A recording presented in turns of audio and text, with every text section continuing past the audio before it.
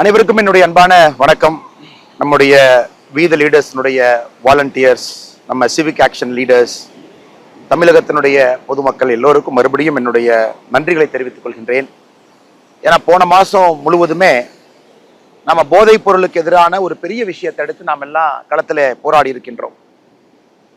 ஒரு மாதம் முழுவதும் இந்த நிகழ்வு நாம் செய்திருந்தாலும் கூட இதை தொடர்ந்து நாம் செய்யணும் அப்படிங்கிற காரணத்திற்காக ஜூலை மாதத்தை இனிஷியேட் பண்ணியிருக்கோம்.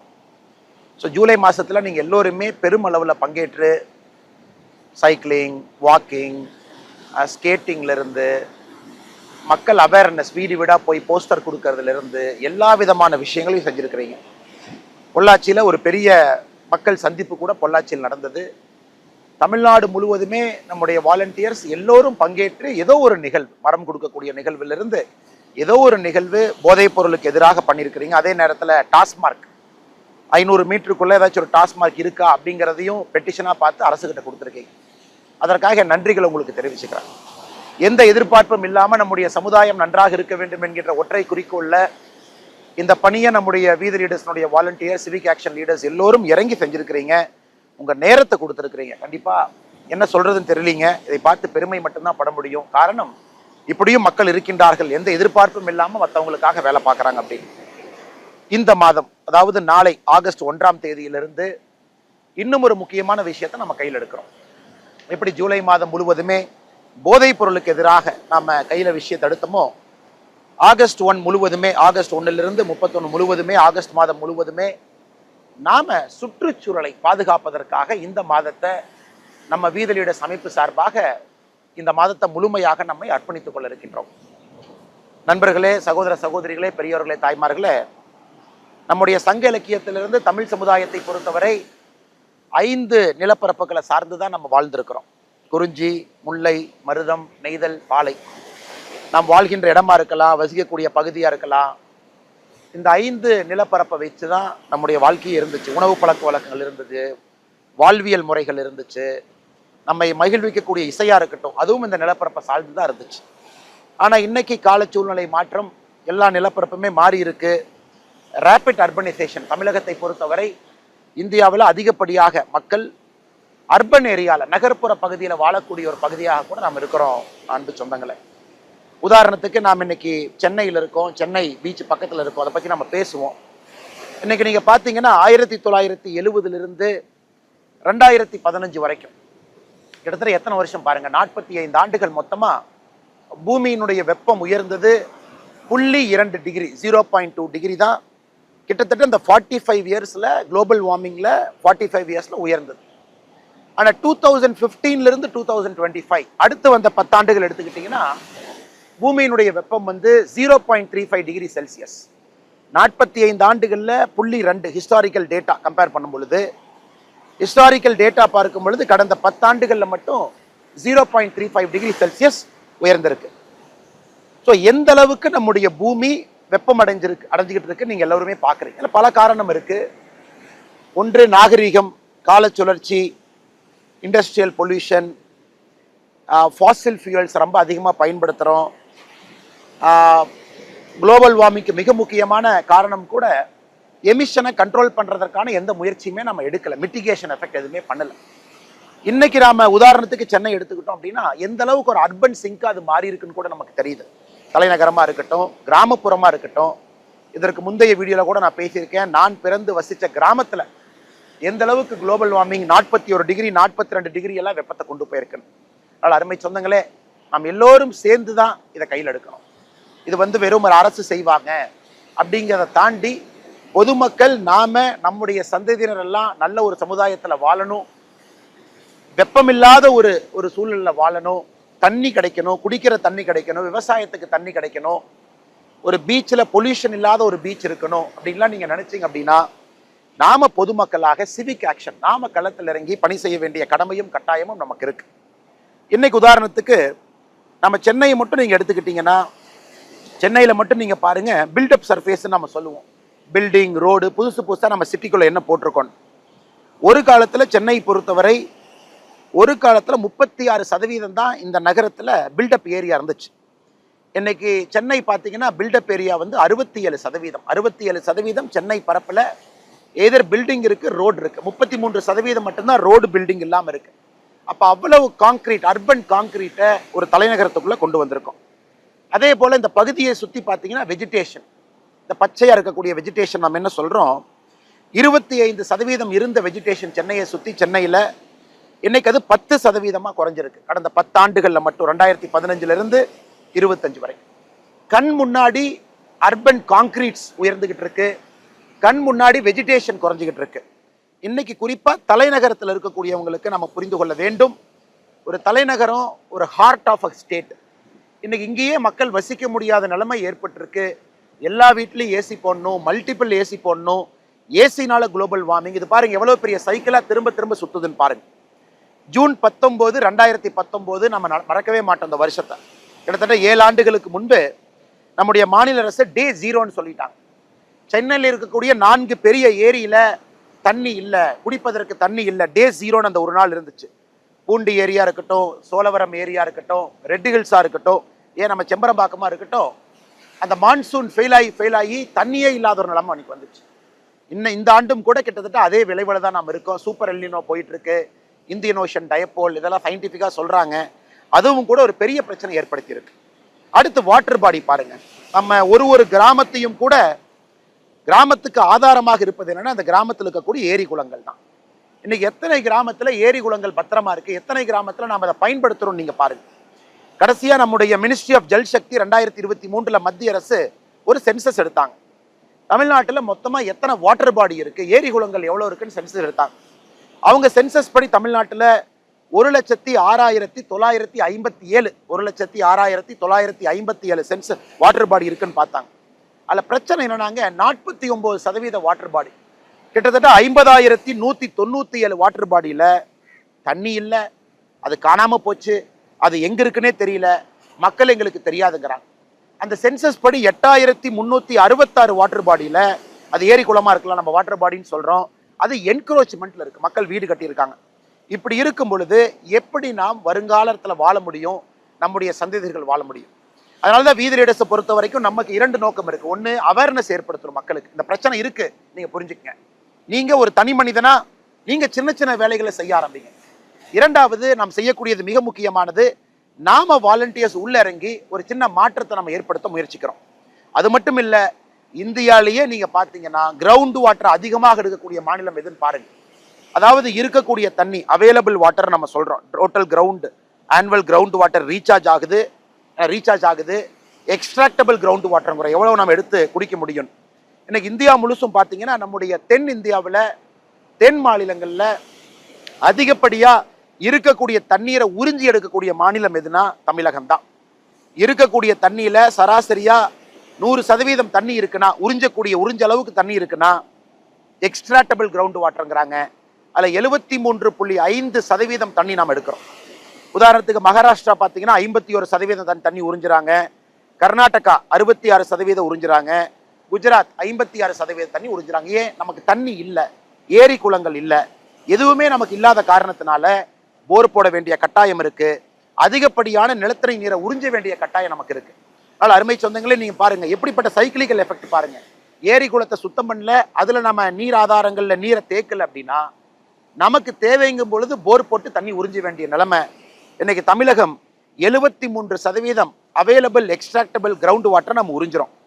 இந்தியாலேயே அதிகப்படியாருன்னா பஞ்சாப், அவங்க 156% உறிஞ்சுறாங்க. அதாவது ரீசார்ஜ் ஆகிறத தாண்டி ஹிஸ்டாரிக்கல் வாட்டரை சேர்ந்து உறிஞ்சுறாங்க.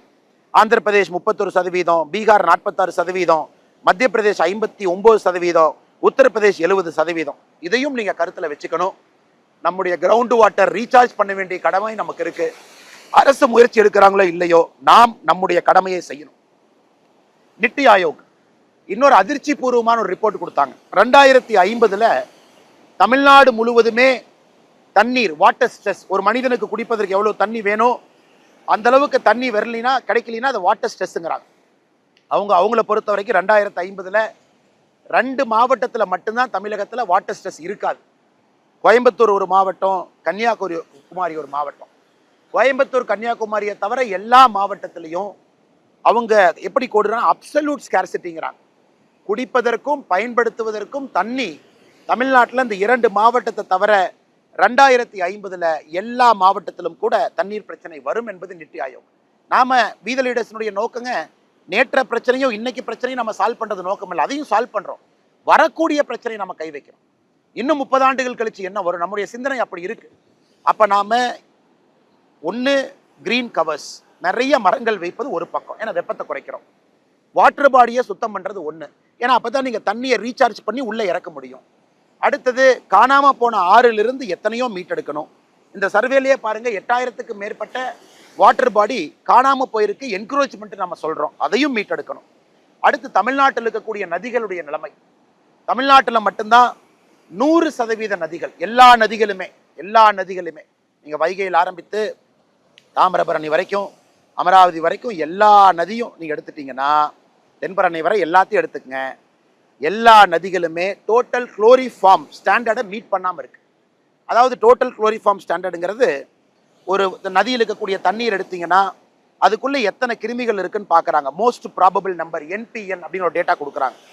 அது 100 ml தண்ணி எடுத்தீங்கன்னா 1 MPN விட குறைவாக இருக்கு. அது என்ன காரணம்னா ஏகப்பட்ட ஃபீக்கல் மேட்டர் உள்ள இருக்கு.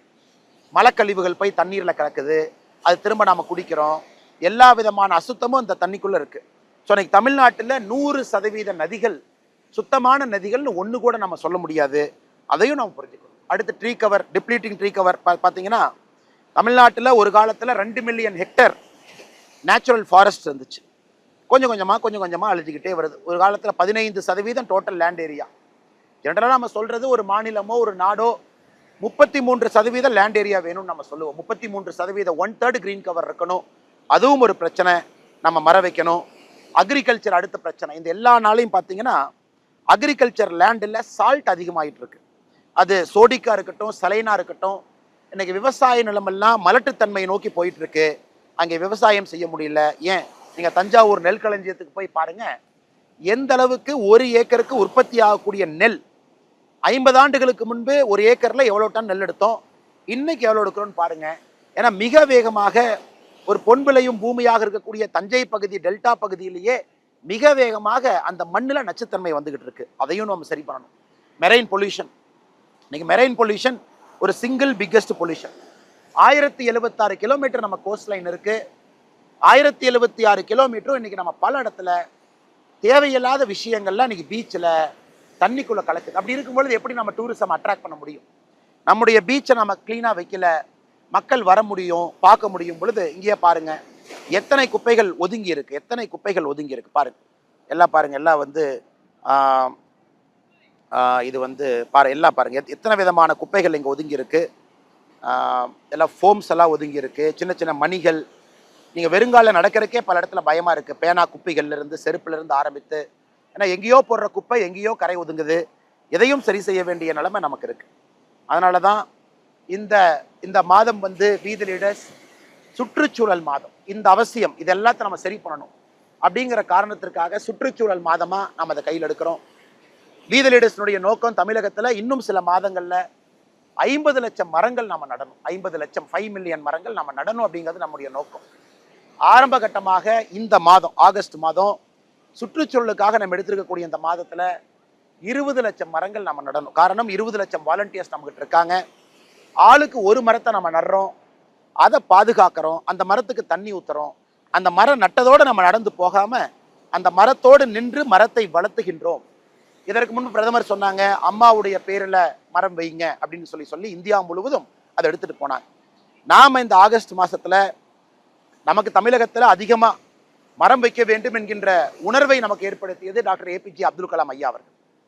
சின்ன கலைவாணர் அண்ணன் விவேக் அவர்கள் இன்னைக்கு நம்மளோடு இல்லை. கலாம் ஐயாவுடைய வேண்டுகோளை ஏற்று தனி மனிதனாக பல இடத்துல மரம் வைக்கக்கூடிய முழு வேலையை செஞ்சாங்க. ஆகஸ்ட் 16ஆம் தேதி சென்னையில் நடக்கக்கூடிய பேரணியில நாம விவேக் ஐயாவை பெருமைப்படுத்த இருக்கின்றோம். ஏன்னா அவருடைய நினைவாக, ஞாபகார்த்தமாக தமிழ்நாடு முழுவதுமே நம்முடைய வாலண்டியர்ஸ் இந்த மாதம் 20 லட்சம் வாலண்டியர்ஸ், 20 லட்சம் மரங்கள், ஆளுக்கு ஒன்று அப்படிங்கிற அடிப்படையில் நம்ம வைக்கணும். சில பேர் மாஸ் பிளான்டேஷன் பண்ணுவீங்க, பெரிய பெரிய இடத்துல எடுத்து மாஸ் பிளான்டேஷன் பண்ணுவீங்க. அதுவும் தாண்டிச்சுன்னா நமக்கு ரொம்ப சந்தோஷம். 30 லட்சம் வந்தாலும் சந்தோஷம், 40 லட்சம் வந்தாலும் சந்தோஷம். நம்ம அடுத்த சில மாதங்கள்ல 50 லட்சம் வர வேண்டும் என்பது நம்முடைய நோக்கம். இந்த மரத்துக்கு கூட நீங்க யோசிச்சு பாருங்க, ஏதோ ஒரு மரத்தை வாங்கி வைக்காதீங்க. யாரோ சொல்றாங்க அப்படிங்கறக்காக நம்ம வைக்க வேண்டாம். நம்மை பொறுத்தவரை நேட்டிவ் ட்ரீஸ், தாங்கக்கூடிய மரங்கள், வெப்பத்தை தாங்கக்கூடிய மரங்கள், பனை மரத்திலிருந்து ஆரம்பித்து நம்முடைய கிராமத்தில் போய் பார்த்தீங்கன்னா, இன்னைக்கு வேளா மரத்திலிருந்து கிராமத்தில் போய் பார்த்தீங்கன்னா நீம் ட்ரீ, எத்தனையோ மரங்கள் கிராமத்தில் இருக்கு. அதெல்லாம் இன்னைக்கு நமக்கு நல்லது செஞ்சுக்கிட்டு இருக்கு. அந்த மாதிரி தேடி தேடி நீங்கள் மரத்தை வைக்கணும். எந்த பகுதியாக இருந்தாலும் உங்கள் ஏரியாவை தெரிஞ்சுக்கங்க. தமிழ்நாடு அரசு இன்னைக்கு உங்களுக்கு நீங்கள் தொலைபேசி மூலமாக டோல் ஃப்ரீக்கு நீங்கள் அழைச்சிங்கன்னா உங்களுக்கு மரம் கொடுக்கக்கூடிய ஒரு திட்டத்தை தமிழ்நாடு அரசு நடத்துகிறாங்க. இது 2022-23 கிரீன் தமிழ்நாடு மிஷன் அப்படின்னு ஆரம்பிக்கப்பட்ட திட்டம் இது. இதற்கு 1-8-0-5-9-9-7-634 1800-599-7-634 இந்த டோல் ஃப்ரீ நம்பருக்கு நீங்கள் கூப்பிட்டீங்கன்னா, நாங்கள் கூப்பிட்டு பார்த்தோம், செக் பண்ணோம், இப்போ வேலை செஞ்சிட்ருக்கு. நீங்கள் கூப்பிட்டீங்கன்னா நீங்கள் எந்த ஊரில் இருக்கீங்க, எந்த ஏரியாவில் மரம் வைக்கணும், எப்படி வைக்கணும், எல்லாத்தையும் அவங்க கேட்டுக்கிட்டு நம்ம ஏரியாவுக்கு தகுந்த மாதிரி ஒரு மரத்தை உங்கள் வீட்டுக்கு அவங்க அனுப்பிச்சிருவாங்க. இப்போ ஒரு மாவட்டத்தையும் கிளாஸிஃபை பண்ணியிருக்காங்க தமிழ்நாடு அரசு. இந்த மாவட்டத்திற்கு எந்த மரம் உகந்தது. அதனால் நம்முடைய நோக்கம் அரசோடவும் இணைந்து நம்ம வேலை செய்யணும். நம் தனி மனிதர்கள் கிடையாது. அரசுகிட்ட ஒரு திட்டம் இருக்கு, செயல்படுத்த வேண்டியது நம்முடைய கடமை. அந்த திட்டத்தை மக்கள்கிட்ட எடுத்துட்டு போறது நம்முடைய கடமை. இதையும் நீங்க ஞாபகத்தில் வச்சுக்கங்க. தமிழ்நாடு அரசையும் பயன்படுத்திக்கங்க, தனியாகவும் நீங்க மரம் வைங்க. மத்திய அரசு 2024 கிரீன் கிரெடிட் ப்ரோக்ராம் அப்படிங்கிற ஒரு திட்டத்தை ஆரம்பிச்சாங்க. அதாவது நீங்க 1100 மரங்கள் ஒரு ஹெக்டர்ல வச்சீங்கன்னா, ஒரு ஹெக்டர்ல 1100 மரங்கள் வச்சீங்கன்னா உங்களுக்கு கிரீன் கிரெடிட் அப்படின்னு ஒரு அங்கீகாரம் கொடுப்பாங்க. அதை நீங்க ட்ரேட் பண்ணிக்கலாம். நீ கார்பன் ட்ரேடிங் மாதிரி அந்த கிரீன் கிரெடிட். அதனால் மத்திய அரசினுடைய திட்டம், அதையும் நீங்க பயன்படுத்திக்கங்க. கிரீன் கிரெடிட் ப்ரோக்ராம் அந்த திட்டத்தினுடைய பெயர். ஒரு ஹெக்டருக்கு 1100 மரம் வச்சீங்கன்னா ஒரு கிரெடிட் உங்களுக்கு கிடைக்கும், கிரீன் கிரெடிட். அதனால் அருமை சொந்தங்களே, எல்லாத்தையும் பயன்படுத்திக்கலாம். நானும் ஒரு வாலண்டியராக இந்த மாதம் ஆகஸ்ட் 2 ஒரு அற்புதமான ஒரு விஷயத்தை நம்ம செய்ய இருக்கிறோம். கன்னியாகுமரியில் ஆரம்பித்து தூத்துக்குடி வரைக்கும் கிட்டத்தட்ட 175 கிலோமீட்டர் இருக்கக்கூடிய அந்த பீச் ஸ்ட்ரெச்சை நம்முடைய வீத லீடர்ஸுடைய வாலண்டியர்ஸ் அடுத்த சில மாதம் முழுவதும் நம்ம கிளீன் பண்ண போகிறோம். முழுவதும். அதில் நான் இன்னைக்கு அந்த முழு நாள் கன்னியாகுமரி டு தூத்துக்குடி ஸ்ட்ரெச்சில் 5 இடத்துல, ஓரி உட்பட 5 இடத்துல அன்னைக்கு வாலண்டியர்ஸோட நாமளும் அதை கிளீன் பண்ண போகிறோம். ஒரு இடத்துல ஒரு மாதிரி பிரச்சனைகள் இருக்குது. ஃபிஷிங் நெட்ஸ் ஒரு இடத்துல பொல்யூஷன் இருக்குது, அதை நம்ம எடுக்கிறோம். ஒரு இடத்துல பார்த்தீங்கன்னா நம்ம தசரா அந்த பகுதியில் சிறப்பாக கொண்டாடுறாங்க. அந்த தசரா மணிகள் அதெல்லாம் கரை ஒதுங்கி இருக்கு, அதெல்லாம் சுத்தம் பண்ணுறோம். ஸோ ஆகஸ்ட் 2 அங்கே, ஆகஸ்ட் 3 வைகை நதி மதுரையில், கள்ளழகர் இறங்கக்கூடிய வைகை நதியில், நமக்கெல்லாம் பெருமை கொடுக்கக்கூடிய வைகை நதியில் அங்கே இருக்கக்கூடிய வாலண்டியர்ஸோட வைகை நதியை நம்ம கிளீன் பண்ணுறோம். ஒரு ஸ்ட்ரெச்சை கூட 78 சுதந்திர போராட்ட வீரர்களை ஞாபகப்படுத்தக்கூடிய அழுதில் 78 மரங்கள் நட்டு 78 வாலண்டியர்ஸ் அதுக்கு பொறுப்பேற்றுக்குவாங்க. அவங்க தான் அந்த மரத்தை வளர்த்தி கொண்டு வரணும். அதையும் நாம மதுரையில் செய்ய இருக்கிறோம். அருமை சொந்தங்களே, ஆகஸ்ட் 16 சென்னையில் ஒரு பெரும் பேரணி நடக்க இருக்கு. மக்களுக்கு இது விழிப்புணர்வு பேரணிக்காக நாம் இதை செய்கிறோம். ஆகஸ்ட் 16 சின்ன கலைவாணர் ஐயா விவேக் அவர்கள் பேரில் அந்த பேரணி நடக்கும், அதுவும் நடக்க இருக்கு. அதே போல சிவகங்கையில் நம்முடைய வாலண்டியர்ஸ் ஒரு பெரிய விஷயத்தை எடுத்திருக்கிறாங்க. கிட்டத்தட்ட 70 ஆண்டுகளாக காணாம போன ஒரு நதி தென்னார், காரைக்குடியில் தென்னாறு நதியை அரசுகிட்ட பெட்டிஷன் பண்ணி அதை பர்மிஷன் வாங்கி தனியார் அமைப்புகளோடு நிறைய அமைப்புகளோடு இணைந்து அந்த தென்னாரை மீட்டெடுப்பதற்கான முயற்சி, கிட்டத்தட்ட 70 கிலோமீட்டர் அந்த தென்னாறு, அதை மீட்டெடுப்பதற்கான முயற்சியில் நம்முடைய வாலண்டியர்ஸ் இறங்கி இருக்கிறாங்க. இது எல்லாமே பாராட்டக்கூடிய விஷயம். நம்முடைய தென் தமிழகத்தில் தூத்துக்குடி, கன்னியாகுமரி பகுதியில் வாலண்டியர்ஸ் எல்லாம் இறங்கி இதுக்கு ஏகப்பட்ட ஹோம்ஒர்க் பண்ணி நம்முடைய ஃபிஷர்மேன் நண்பர்களோடு கிட்டத்தட்ட 11 லட்சத்துக்கு மேற்பட்ட ஃபிஷர்மேன் நண்பர்கள் நேரடியாக தமிழகத்தில் மீன் பிடிக்கிறாங்க. அவங்களெல்லாம் சந்திச்சு அவங்ககிட்ட பேசி எப்படி இதை டிசைன் பண்ணணும்னு பண்ணியிருக்காங்க. அங்கே பீச் பாடு வைக்கிறாங்க. க்ளீன் பண்ணிட்டு நம்ம போகிறது மட்டும் இல்லை, பீச் பாடு இருக்கும், உள்ளே க்ளீன் பண்ணக்கூடிய சாமான் இருக்கும், அதை நம்ம வாலண்டியர்கிட்ட கீ லாக் இருக்கும், அதெடுத்து அவங்க தொடர்ந்து க்ளீன் பண்ணிக்கிட்டு இருக்கலாம். அதை இன்னைக்கு துவங்கி வைக்கிறோம். நதிகளை சுத்தம் பண்ணணும், பீச்சை க்ளீன் பண்ணணும், மரம் வைக்கணும். ஸோ தயவு செய்து என்னடா அண்ணன் பேசும்போதெல்லாம் வேலையாக சொல்கிறாரே அப்படின்னு நீங்கள் நினைக்கக்கூடாது. அண்ணன் உங்கள்கிட்ட பேசுறது மிக முக்கியமான நோக்கம். நாம் ஒரு மிக வித்தியாசமான இயக்கம், மக்கள் பிரச்சனையை தீர்ப்பதற்காக களத்தில் இறங்கியிருக்கு. இது நமக்கு ஒரு சந்தோஷத்தை கொடுக்குது, சென்ஸ் ஆஃப் பர்பஸை கொடுக்குது, ஒரு சென்ஸ் ஆஃப் ஐடென்டிட்டியை கொடுக்குது, ஒரு சென்ஸ் ஆஃப் பிலாங்கிங்கை கொடுக்குது. நாம் எல்லாம் எந்த பவரும் யாருக்கு கிடையாது. எல்லா வாலண்டியர் அப்படிங்கிற பேரில் வீத லீடர்ஸ் குடும்பமாக நம்ம கீழே இறங்கி எல்லோருத்தையும் ஒருங்கிணைக்கிறோம், பேசுகிறோம், அவங்ககிட்ட போய் இதை எடுத்து சொல்கிறோம், ஒரு டீமை உருவாக்குறோம். அதில் ஒரு லீடர்ஷிப் நமக்கு வருது. ஒரு சோஷியல் பிரச்சனையாக 1 மாதம் எடுக்கிறோம். 6 பிரச்சனைகள் அடுத்த 6 மாதத்துக்கு எடுத்திருக்கோம். இந்த மாதம் மிக மிக முக்கியமான சுற்றுச்சூழல் பிரச்சனை, நாம செய்யலினா யாரும் செய்ய மாட்டாங்க. ஆனால் நாம் செய்வோம், ஒரு பெரிய மாற்றத்தை கொடுப்போம். தமிழ்நாட்டை பொறுத்தவரை இந்த 31 நாட்களும் ஆகஸ்ட் மாசத்துல பயன்படுத்துவோம். மிக பொறுமையாக கேட்டவங்க எல்லோருக்கும் என்னுடைய நெஞ்சார்ந்த நன்றிகளை தெரிவித்துக் கொள்கின்றேன். மாறுவோம், மாற்றுவோம்.